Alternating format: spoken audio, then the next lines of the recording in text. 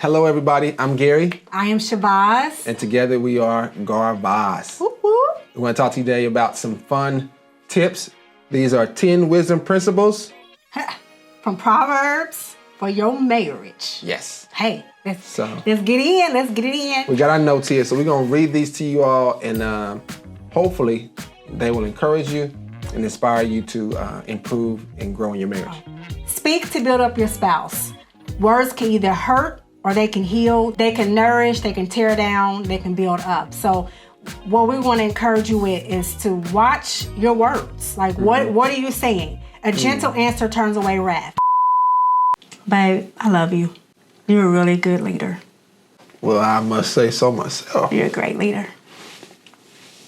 I love how you ride that bike. Yeah, well, I ride for you, dear. Yeah. Yes, indeed. That's my man. Yes. They riding those bicycles. So you can be yelling or you can be real gentle. Yeah. And get get your point across. So watch your words, and you want to build up. That's our goal in marriage. That's good. The next one, number 8, cherish sex with your spouse. All right now. Hello. Hey.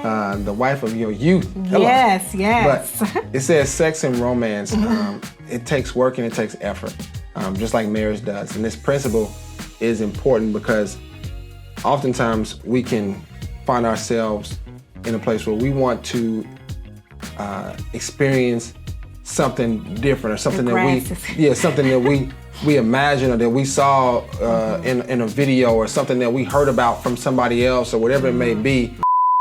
So, some of y'all might have the grass is greener syndrome. And you don't know about how that grass is over there across the street. You don't know. You don't know how much it costs for them to water that grass every day. You don't know how much fertilizer crap is in that grass that they had to get on their knees and sit in the mess, spread it out, and make it even. You don't know how much work it takes to cut that grass even every day. Energy. Grass ain't greener always, ain't better. Nah. Work with your own grass. All right? Enjoy yourself in your yard. Play games in your yard. That's what you do. Get your slip and slide in your yard. All right now. Now we talking about some yards. Slip and slide in your yard. Yeah. Okay. Get the split splash, slide on into your yard, run and jump on in and enjoy yourself. All right now. And stay away from across the street yard. It's a lot of mess over there. And our spouse doesn't do things like that, or they don't do that, or they don't know about it, whatever it may be. And you got to cherish what you have with your spouse because they're the only spouse you have. Yeah. And what you all create is up to you. In Proverbs, it also talks about you want to run away from the idea, the thoughts of adultery, like you're in a scary movie. We talk about it like, you don't want to fall. You don't want to fall in adultery when you're running away from the predator, the lascivious woman or whatever you want to call it. Proverbs 7. The Proverbs 7. Yeah, number 7.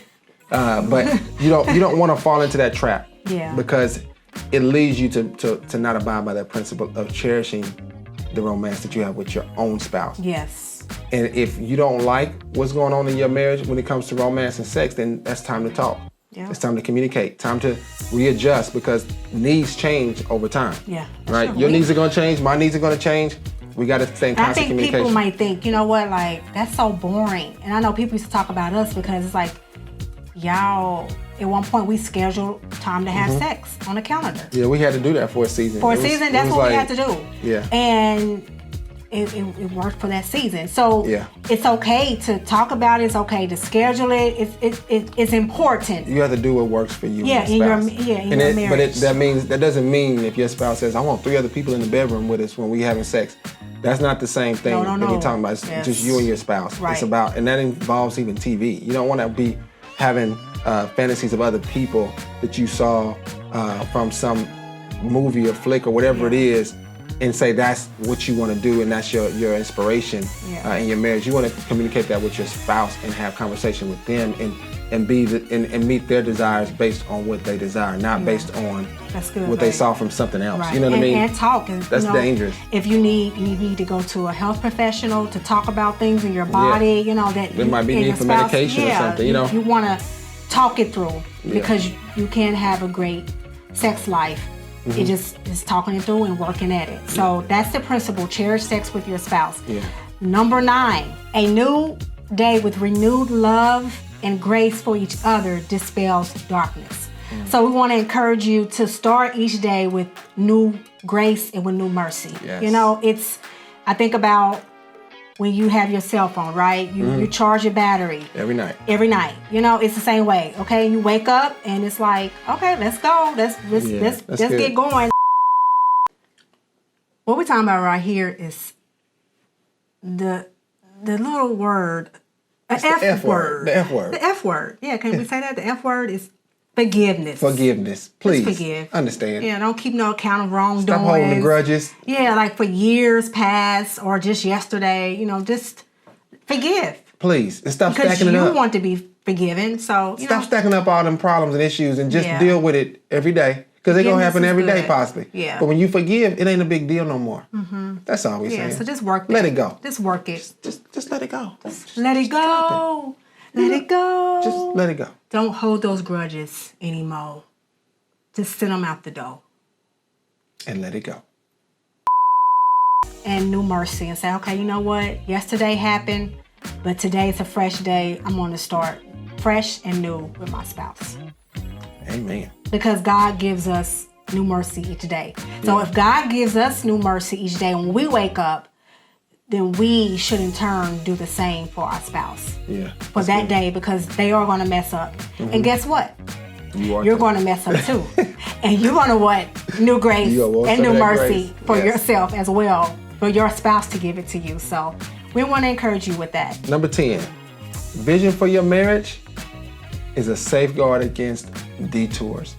And for us, we understand the importance of walking together, communicating together. Yes. And in doing so, it literally avoids the argument before it even starts, right? And sometimes our arguments can lead us down a path that we can call a detour in our marriage because we might never let it go because it hurt us so bad.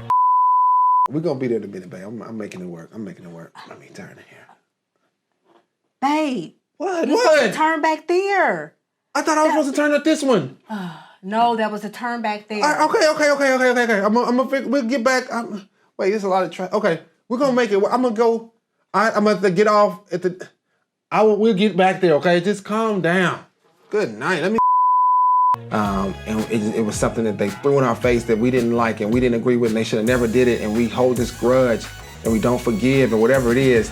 But when you choose to walk together and you share a vision and you communicate about what you want that vision to look like for our marriage and for our family, you can avoid some of those detours, those things that cause fear, those things that cause stress. All those things are detours that try to distract you from the path, from living this thing out till death do you part, from living this thing out as one, from living this thing out with clear and open communication and loving, romantic life, and happy. Happy. Just hopeful. Yeah. Those things are what's a part of the path that God has set for us. But sometimes we let detours take us in different directions and we miss out on some of that happiness. We miss out on some of that joy because we didn't have a clear vision. We didn't cast. The Bible talks about in Proverbs is that when you don't have a vision, you can cast off the restraint that will keep you on the straight path. Yes. And so we might do things because we didn't have a clear vision. When if we would have had a clear vision, we would have never done them. Yep. And so keep that in mind. Is when you're living with your spouse and you walking this thing out together, having a clear vision is going to help you stay away from those detours.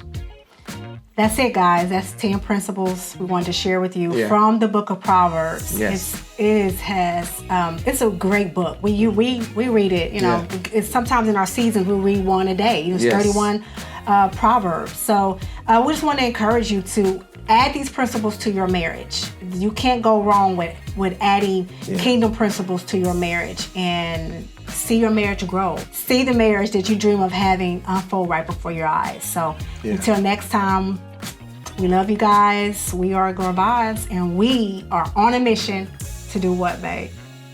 To make your differences delicious in your marriage. Like a peanut butter and jelly sandwich. Heal, they can tear up. They can tear up some stuff. They can't tear up some stuff.